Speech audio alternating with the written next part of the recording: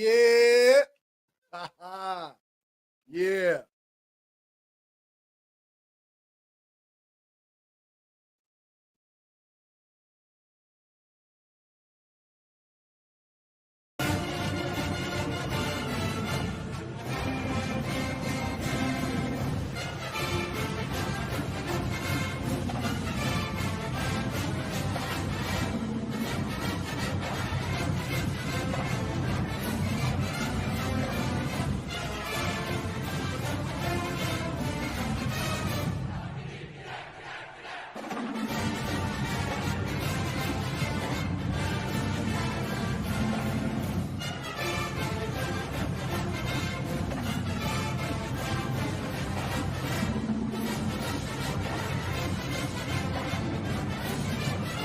Yup.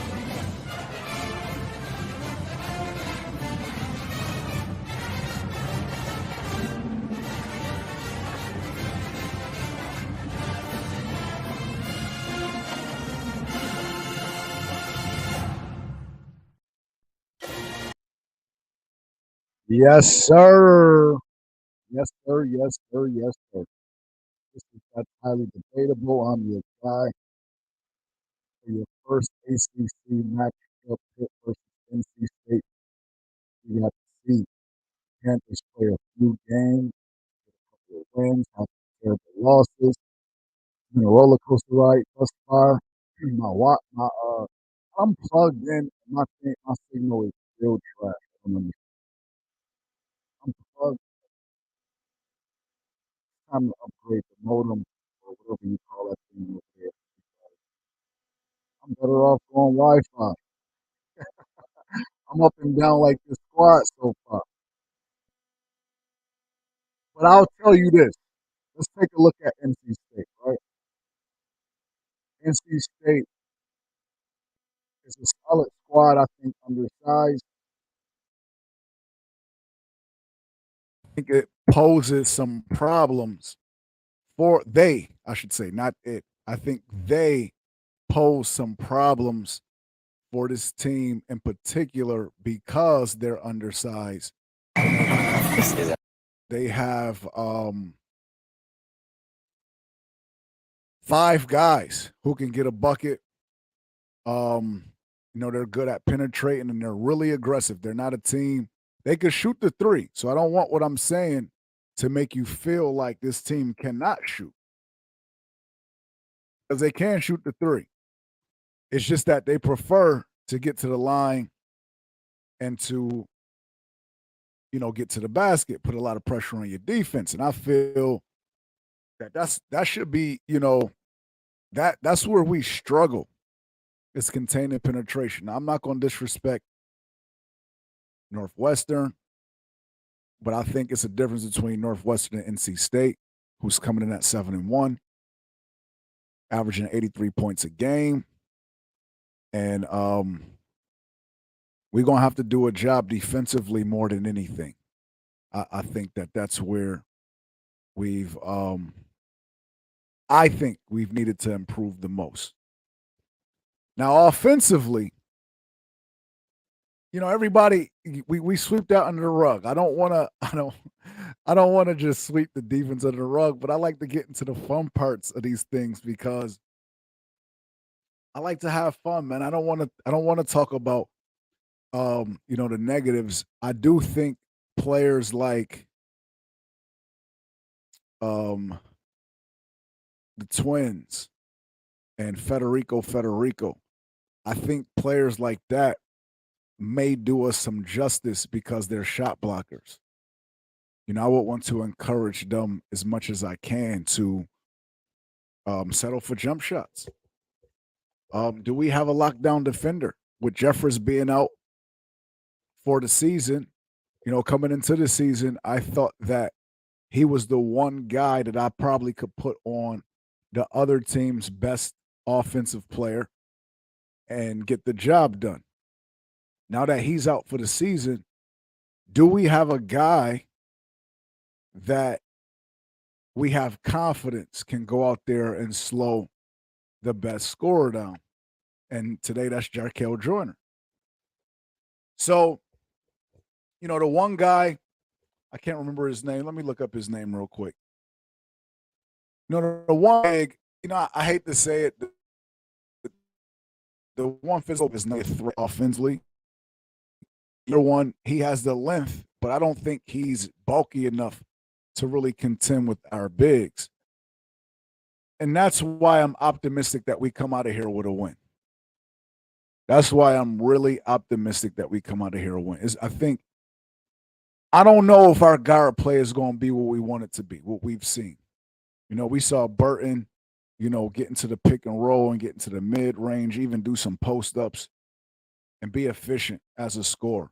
Not a true point, but he can definitely run the point. I think he's better playing the two, being aggressive. He can pass the ball. I think Nelly is starting to find his stride. I was talking to a friend of mine today, and he was talking about how his son played with Nelly at Lincoln Park and how he's a shooter, he could shoot. And, it's a difference between playing at Lincoln Park and playing at Pitt. But the thing is, we need him to find that stride. I think he's an aggressive point guard that likes to use his body. And I believe he became a little timid because of the offensive fouls that was called on him, early in the season. And it's a lot of pressure. You know what I'm saying? I think, to prove that he belonged in a conference like this from the beginning, to grow up watching Pitt play, to wanting to be, a part of the the crew that brought Pitt back, I think, and it being more personal to him.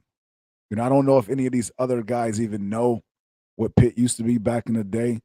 I don't know if they have pride in that, but he's a kid who grew up watching it. And I know it's been talked about time and time again. But as a kid, he may have grown up like, man, I want to wear that uniform. Now he's wearing that uniform, and he's just, I didn't say that's not a 1 year, 2 year type of deal. That's something that has to, really be built and have the right chemistry. I'm not saying it's a hobby, but it's not a 1 year. I was able to get some advice and say, don't put so much pressure on yourself. Go out there and play your game. You know what I'm saying? And it's good to see Nike back, getting into the flow of things. He looks like he's getting more and more confidence in his knee. But it's going to come down to the big fellas there. You know, if our guards outplay their guards, I'll be shocked. It's not because I don't believe in them. It's just that I like to play to my strength. I believe that our strength is down low. Now, John didn't have the biggest. John Hughley didn't have the best game last game, and you know, numbers, offensive numbers don't always tell the story.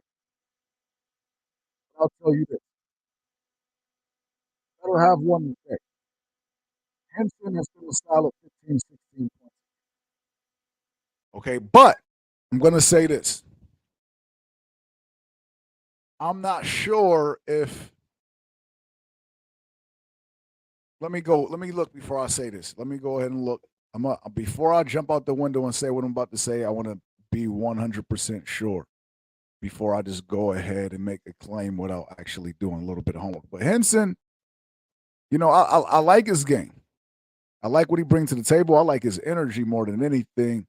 Sometimes you got to take the good with the bad. He'll come out here and be chippy. He play really hard. He'll get the getting in your ear. And if you got a guy, we've seen it time and time again. Like I think it was UT Martin. He got in their head, had the boy wanting to. Players will start going out their way to try to prove a point to you because you be all in their head. Once they do that, I think Henson got them.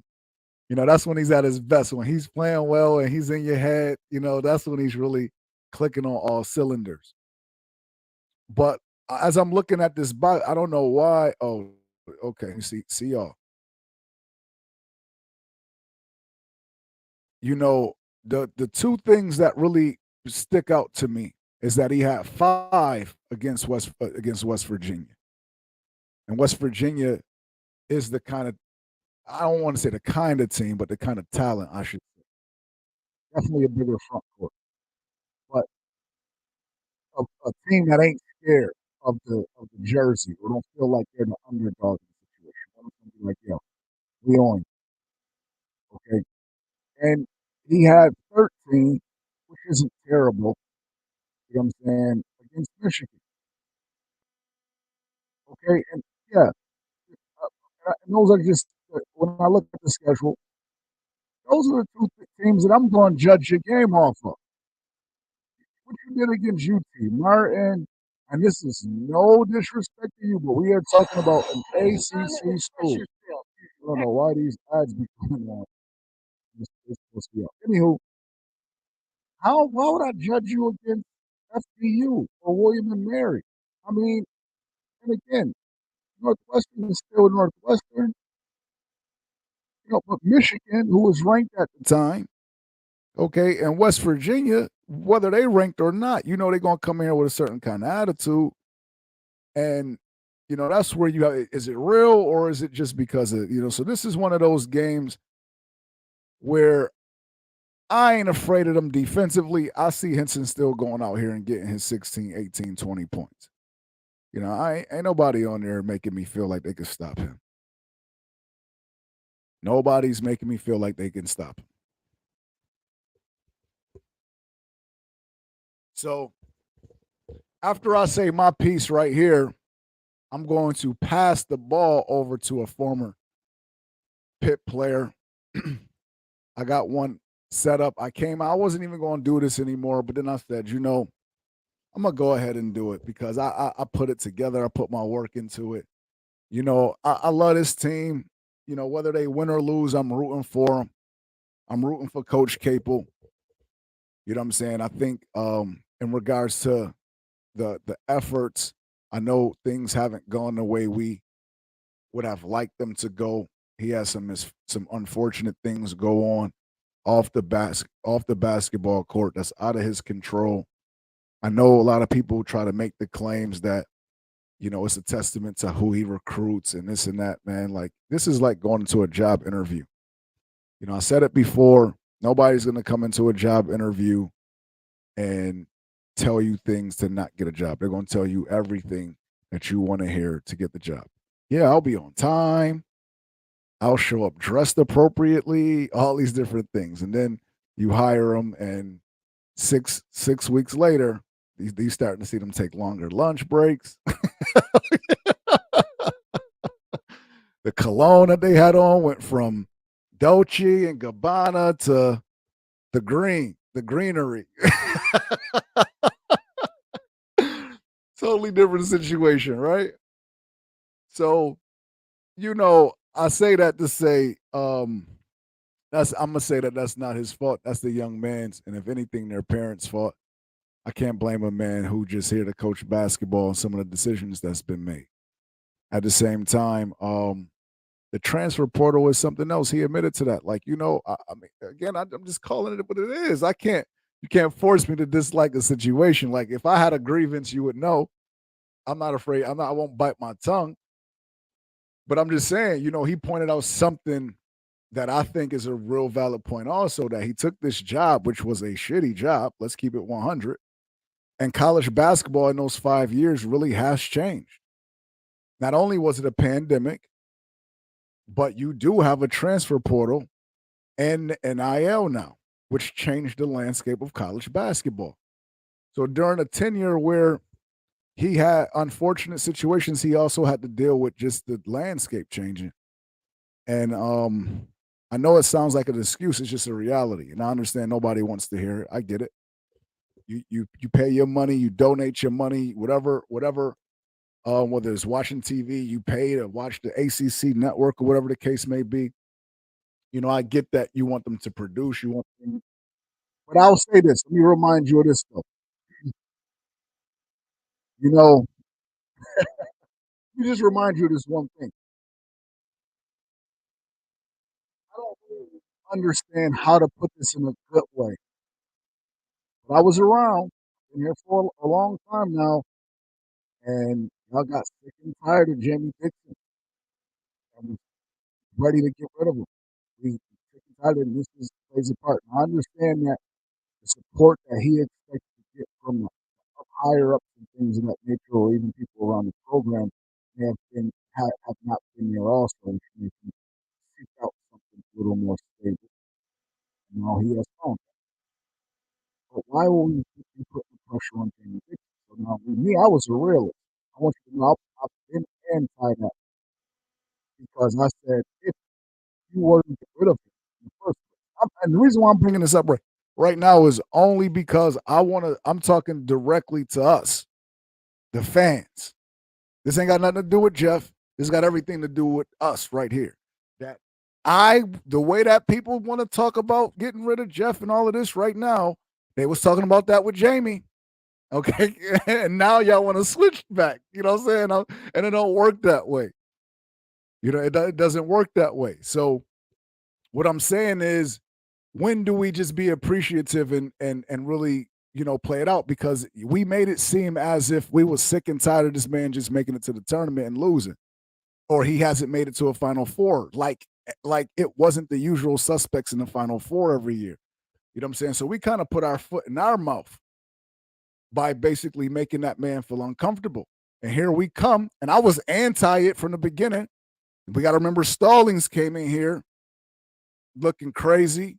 And I no disrespect to him, but you seen what happened to the program in the snap of a finger.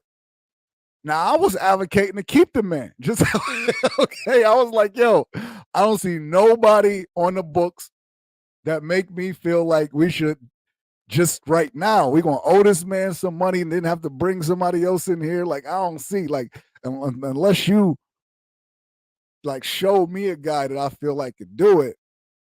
I'm saying just go ahead and take your blows because we asked for it. And then she pulled a rabbit out the hat and got Jeff. And, he hasn't had the success we would have wanted him to have for the reasons that I mentioned 3 minutes ago. Okay, so listen, I understand that I'll be putting my foot on y'all neck sometimes and be saying, yo, we got to do better. We got to show up. We got to be supportive. We can't just be here and all of that. And y'all can push back. Y'all have the right to do that. You know what I'm saying? I'm just saying, I look at everything. I believe that he's brought talented players in. Justin Champagnie went to the NBA. You saw what Xavier Johnson just did against North Carolina. I haven't even checked on Audice, but Audice, I'm sure, didn't forget how to play basketball in 2 years. Okay. And, it's players. John Hughley can play. Like, it's not like he's not. And then, I don't want to speak the young man's name because he's going through something right now. I'm going to let that play itself out. But again, he's a highly ranked player coming in also. So the saying that he can't recruit, it just doesn't really sound right to me. Now, if you want to get on the coaching things, everybody has, all coaches have their different styles. And Jim Boeheim won with a 2-3 zone. Some coaches press, some coaches, it's so many different successful ways to approach the game that I cannot say one way is better than the other. I do know this, that the system that he's running gives the players a lot of freedom. The system that I played in didn't give a player that much freedom. And I can tell you this right now. If I'm being recruited today, I'd rather play in his system than the system that I played in. So that's something you got to take into consideration. As much as I feel they may need more quick hitters to get a person like Elliott the third more shots, just to get a shot off, whether it's single, doubles, whatever it is. I believe they should implement more quick hitters to get people in their spots. But they run something more fluid to make them not be so robotic. And players like that. It's a different game than 20 years ago. So we got to think about that. Dude, we complained about Jamie being a micromanager. You remember the Notre Dame game when Lamar Patterson had it going for the lead or for the tie, and he called a timeout? We went crazy. We was like, what the hell is he doing?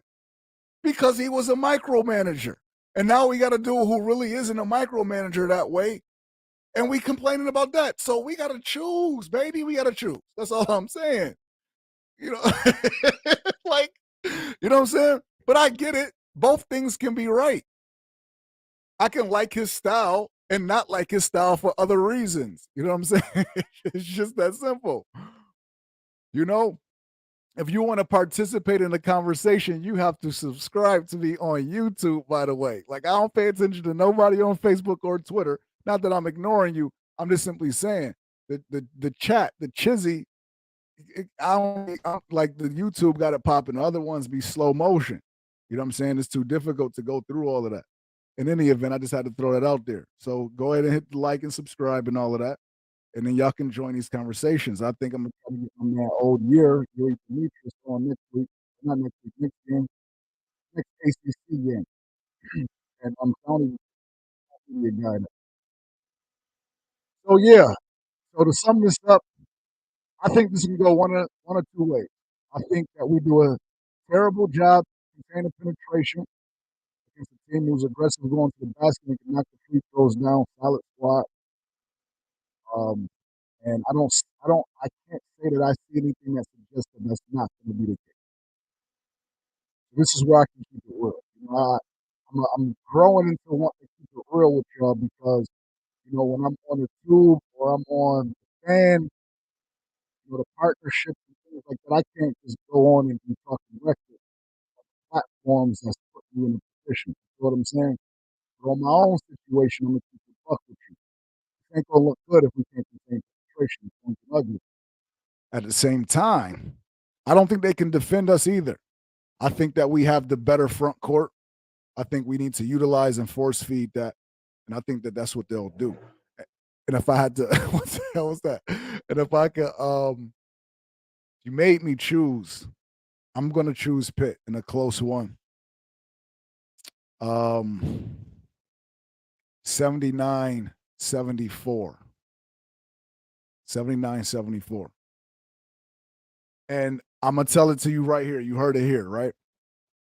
After I get this win, now I ain't gonna say but I'm after we get this win, I'm taking to Twitter. I'm gonna start my trash talking because the minute that I came with the energy because I'm just talking about with my eyes, what I see. I like the pieces. I like the fact that he surrounded John with shooters and guys that can penetrate. You got Burton, you got Nelly. He got other guys that can play D and block shots. They might need to get a little stronger, but I love what he got an A in my book in what he done in the offseason. So I'm not saying that they're going to go out here and win the ACC. I'm saying that I definitely don't think we're going to finish in the bottom four. And I know you might be like, come on, bottom four, how hard is it? You know what I'm saying? I think that if this team get the clicking and tighten up on a D, they're going to finish closer to that top half. Okay, so I'll be back after this game, and I'm going to be on Twitter. Let them win this game. And I know a lot of y'all be picking on me when things don't go right. A lot of y'all be picking on me. So I'm going to show you some love in particular. You know what I'm saying? For real. And this is what it's going to be. Yeah. I gotta update my flag, baby. I'm out of here. Until later on.